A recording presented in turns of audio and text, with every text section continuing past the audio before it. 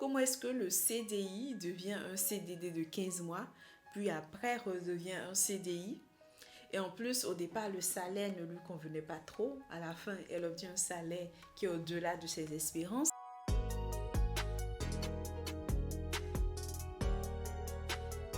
Bonjour à tous et bienvenue sur Résonance, votre podcast où on dit tout haut ce que chacun ressent tout bas.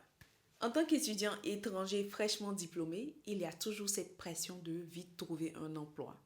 Mais imaginez que vous passiez 8 mois à accuser les refus, l'attente, le doute, sans jamais trouver de travail, puis que le miracle finisse par se produire. Parce que oui, ce que notre invité, ou du moins l'histoire de notre invité du jour, relève du miracle. Je reprends ses propres mots. Elle a choisi de ne pas passer à la caméra et encore moins qu'on entende sa voix. Et donc, il me paraissait logique de malgré tout vous partager son histoire, mais en utilisant ma propre voix. Ça faisait 8 mois que j'étais au chômage. 8 longs mois. Mentalement, c'était une période très difficile. Malgré tout, je m'efforçais de garder confiance en Dieu. Et comme tous les demandeurs d'emploi, j'envoyais des candidatures. Je passais des entretiens, mais rien. À chaque fois, c'était la même chose. Un mail de refus, puis un autre, et encore un autre. Pourtant, ce qui était frustrant, c'est que j'arrivais presque toujours jusqu'à la fin des processus de recrutement. J'avais même la chance d'être reçue par de très belles entreprises. Alors au début, je me disais que ça finirait forcément par marcher. Mais les semaines passaient, puis les mois, et à chaque fois, c'était un autre candidat qui était reçu à ma place. Petit à petit, j'ai commencé à remettre beaucoup de choses en question. Je ne pensais pas que le problème venait de mes compétences techniques. Au contraire, si j'arrivais systématiquement jusqu'au dernier entretien, c'est bien que j'avais le niveau. Alors, je me suis demandé si le problème, ce n'était pas moi, ma personnalité, ma façon d'être. Je me suis mise à chercher ce qui pouvait clocher chez moi. Au bout d'un moment, j'étais épuisée, moralement, physiquement. Je n'avais plus envie de faire quoi que ce soit. J'avais même fini par croire que Dieu m'avait oubliée. Et parfois, je me demandais si je retravaillerais un jour. Mais ce qui est étrange, c'est que ce découragement ne durait jamais longtemps. Quelques minutes après, je reprenais mes esprits et je recommençais à envoyer des candidatures. Je me remettais aussi à la prière parce qu'au fond, je n'avais pas vraiment le choix. Mon titre de séjour arrivait bientôt à expiration et quant à la préfecture, elle n'attendrait pas ou elle ne tiendrait même pas compte de mes sauts d'humeur. Il fallait donc avancer, il fallait continuer, même quand je n'en avais plus la force. Puis un jour, au milieu de toutes ces candidatures, je tombe sur une offre en CDI. Pas dans n'importe quelle entreprise, dans une entreprise que je rêvais d'intégrer depuis très longtemps. Mais très vite, les doutes sont arrivés. D'abord, l'entreprise était très loin de chez moi. Et si j'étais retenue, il allait falloir que je déménage. Ensuite, le salaire indiqué me semblait pas trop intéressant. Et les missions me faisaient un peu peur. Il fallait avoir un esprit très analytique. Et honnêtement, je n'avais jamais vraiment aimé ce type de mission. Je craignais simplement de ne pas être à la hauteur. Puis à un moment donné, je me suis arrêtée. Je me suis dit, de toutes les façons, je n'ai pas de travail et j'en ai besoin. Donc, allez, je postule. On verra bien ce que ça donnera. Et quelques jours plus tard, je reçois un coup de fil de la RH. On fait un premier entretien téléphonique et tout se passe super bien. Tellement bien qu'à la fin de l'échange, elle programme immédiatement le prochain entretien en visioconférence avec le manager pour une semaine après. J'étais super mais super heureuse. Une fois de plus, j'allais avoir l'occasion de montrer ce que je valais. Je me suis mise à préparer cet entretien avec beaucoup de sérieux. Mais la veille, tout a basculé. La veille de mon entretien, mon téléphone sonne. C'était l'entreprise. Je décroche avec le sourire, persuadée qu'il s'agit simplement d'une confirmation. Mais ce n'était pas ça. La personne des ressources humaines m'informe que le recrutement est suspendu. La direction a décidé de fermer le poste. Et donc l'entretien qui était prévu pour le lendemain était annulé. Ouais. Et elle ajoute, nous reviendrons vers vous si jamais la décision change. Je lui ai répondu d'accord. Mais intérieurement, je n'y croyais pas une seule seconde. Pour moi, le si jamais, c'était juste une façon polie de me dire au revoir. Et j'ai raccroché. J'étais profondément déçue parce que j'avais toujours rêvé de travailler dans cette entreprise. Je pensais que l'histoire s'arrêterait là. Quelques jours plus tard, une amie qui connaissait très bien ma situation me propose de faire un jeûne Esther. La première réaction que j'ai eue, ça a été de dire « Franchement, je ne suis pas sûre d'en être capable. » Je jeûnais déjà de temps en temps, mais 3 jours d'affilée, sans manger ni boire, je n'avais jamais fait ça. Elle m'a encouragée, elle m'a rassurée. Elle m'a dit « On va le faire ensemble. » Alors, j'ai accepté. Nous étions au début du mois d'avril. Et avril, c'est un mois particulier pour moi. C'est mon mois de naissance. Avant de commencer ce jeûne, j'ai formulé une intention toute simple à Dieu, mais qui venait profondément de mon cœur. J'ai dit, Seigneur, que le mois qui m'a vu naître ne se termine pas tant que je n'ai pas trouvé de travail. Je croyais que ce mois pouvait être un mois de bénédiction pour moi. Alors j'ai demandé simplement à Dieu qu'il m'ouvre les portes, si telle était sa volonté. Le mercredi, nous avons commencé le jeûne. Et ce qui s'est passé ensuite, je ne m'y attendais absolument pas. Le premier jour de jeûne, en plein milieu de la journée, mon téléphone sonne. C'était la responsable RH. Je regarde mon téléphone et je souris. Et je dis tout simplement, très bien, on continue. Elle m'annonce que le poste est finalement ouvert. En revanche, ce n'est plus pour un CDI, mais désormais pour un CDD de 15 mois. Puis elle me demande, êtes-vous toujours intéressé pour poursuivre le processus? Je lui réponds sans hésiter, oui. Pour moi, ce changement ne remettait rien en question. Je voulais simplement avoir ma chance. Et donc, nous avons convenu d'une nouvelle date, à savoir 2 jours plus tard, soit le vendredi, le dernier jour de mon jeûne. Avant cet entretien, je me suis préparée. Bien sûr, j'avais révisé tout ce qui était technique, mais surtout, je m'étais préparée intérieurement. J'avais prié. Je me sentais étonnamment paisible. Je me répétais, quel que soit le résultat, que la volonté de Dieu s'accomplisse. L'entretien s'est très bien passé, en tout cas, c'était mon ressenti. À la fin, la responsable RH m'explique qu'ils doivent encore rencontrer d'autres candidats. Elle me dit qu'elle reviendra vers moi dans un délai de 2 semaines et que, quelle que soit la réponse, qu'elle soit positive ou négative. Donc, je la remercie et je commence à attendre. 2 semaines, 3, toujours rien.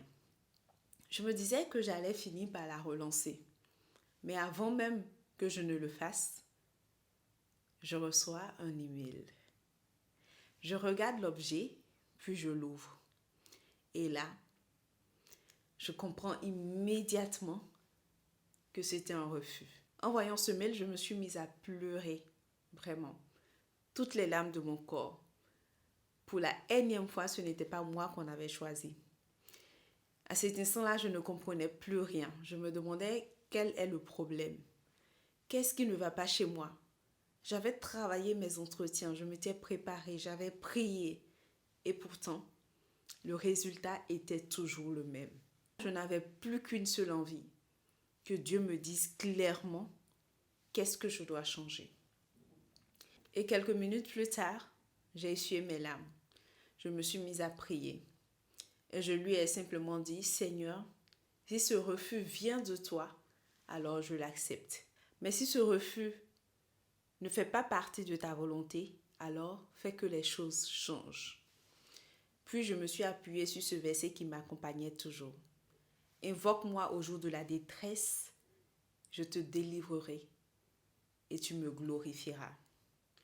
Je me suis relevée, les yeux encore gonflés, et j'ai continué ma journée. Quelques instants plus tard, mon téléphone sonne. C'était mon amie, celle avec qui j'ai fait le jeûne. Je lui raconte tout, le refus, les larmes, le découragement. Puis elle me pose une question toute simple. Tu as reçu quoi exactement? Je lui réponds un mail de refus. Elle insiste. Oui, mais quel type de mail? Et je réalise qu'elle avait raison. Ce n'était pas un mail personnalisé. C'était un message automatique. Elle me dit alors, tu ne peux pas conclure que tout est terminé à partir d'un simple mail automatique. Relance la responsable RH. Honnêtement, je n'en avais aucune envie. Dans ma tête, un refus, c'était un refus. Relancer, c'était presque refuser d'accepter la réalité. Mais elle a insisté. Et j'ai fini par le faire. 2 jours plus tard, je reçois une réponse. La responsable RH m'écrit. Elle dit simplement, je reviendrai vers vous dans 3 jours. Je ne réponds pas, mais au fond de moi, quelque chose change. Je me dis, si c'était un nom définitif, elle me l'aurait simplement dit par écrit. Alors, je me mets à attendre. Je rêve que cette même responsable RH m'annonce que ma candidature n'est pas retenue. Je me réveille et je souffle. Seigneur, qu'est-ce que ça veut dire cette histoire? Je décide de rester dans la confiance. Je continue de prier, je continue de rendre grâce à Dieu. Les 3 jours passent, puis arrive à leur thème. J'attends mon appel, mais toujours rien. J'attends un mail, toujours rien. Et le lendemain, mon téléphone sonne. C'était la responsable RH. Nous échangeons quelques minutes, elle s'excuse. Elle me dit que le processus de recrutement a pris plus de temps que prévu. Je lui réponds que ce n'est pas grave, même si ça me dérangeait. Et j'attends. J'attends surtout la suite de ses propos. Elle m'explique que le CDD de 15 mois n'existe plus. Mon cœur se serre immédiatement. Je me dis, voilà, c'est terminé. Je reste silencieuse, puis elle continue. Et elle dit cette phrase qui a tout changé pour moi. Le CDD de 15 mois dont je vous avais parlé n'est plus d'actualité. À cet instant, je n'ai rien dit. Dans ma tête, j'avais déjà compris que c'était fini. Mais elle a continué. Elle m'a dit, le poste est redevenu un CDI. J'ai retenu mon souffle. Puis elle a ajouté, et c'est votre candidature que nous avons retenue. Je suis restée sans voix. J'avais du mal à y croire. J'étais tellement, mais tellement heureuse que je n'avais même plus de mots. Je ne savais pas quoi répondre. J'ai simplement réussi à lui dire combien j'étais heureuse de pouvoir rejoindre leur entreprise. Elle m'expliquait qu'elle reviendrait rapidement vers moi pour m'envoyer mon contrat. Et nous nous sommes dit au revoir. Puis j'ai raccroché. À peine le téléphone posé que je me suis mise à genoux pour prier. J'ai fondu en larmes, mais cette fois-ci, c'était des larmes de joie. 8 mois de chômage, 8 mois de doute, 8 mois de refus. J'avais enfin trouvé un travail. Waouh! Quelques jours plus tard, j'ai appris quelque chose qui m'a profondément marquée. La responsable RH m'expliquait qu'elle était partie en vacances 1 ou 2 jours après m'avoir annoncé mon recrutement. Elle ne devait revenir qu'au mois de mai. Et c'est là que j'ai repensé à ma prière.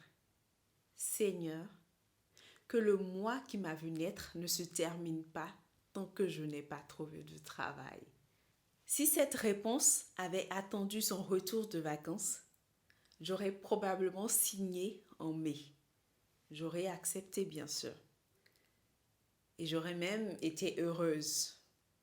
Mais ce n'est pas ce que j'avais demandé à Dieu. Cette réponse est arrivée en avril, comme si Dieu avait pris soin, jusque dans les détails, de répondre exactement à la prière que je lui avais demandée. En repensant à toute cette histoire, je me suis rendu compte que d'une chose, pendant ces 8 mois, j'avais imaginé des dizaines de scénarios.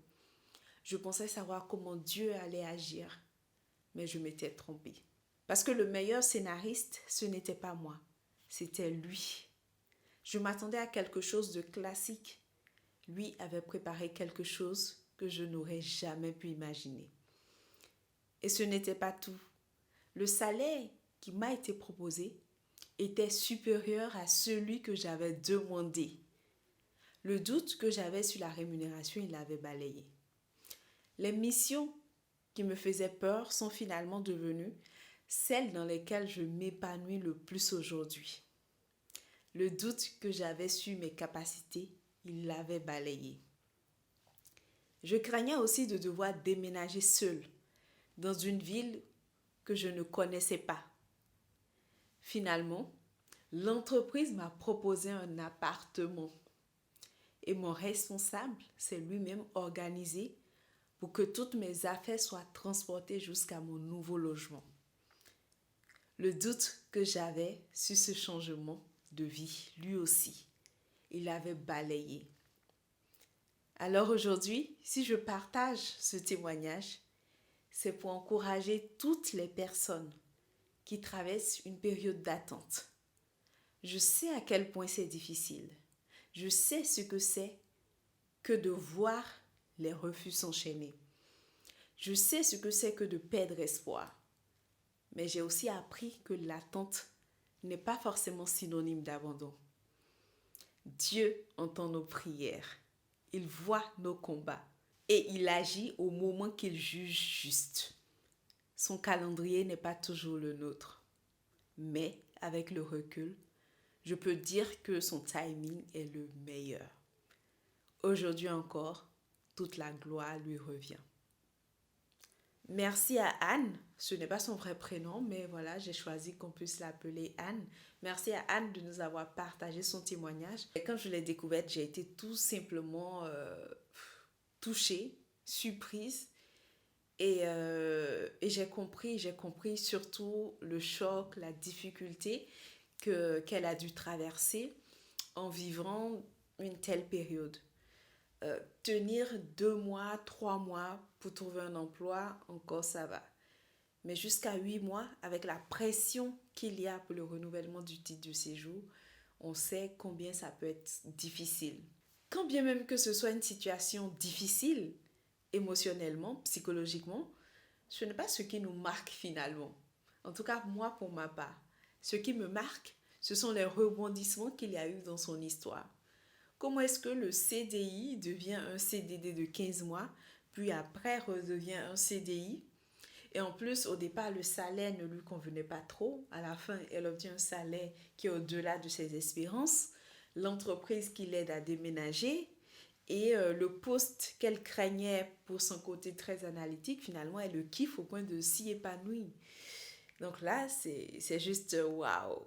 Et ça fait plaisir de voir ce genre de fin, de voir ce genre on va dire, de miracle, pour reprendre ces mots. Et on ne peut que partager sa joie.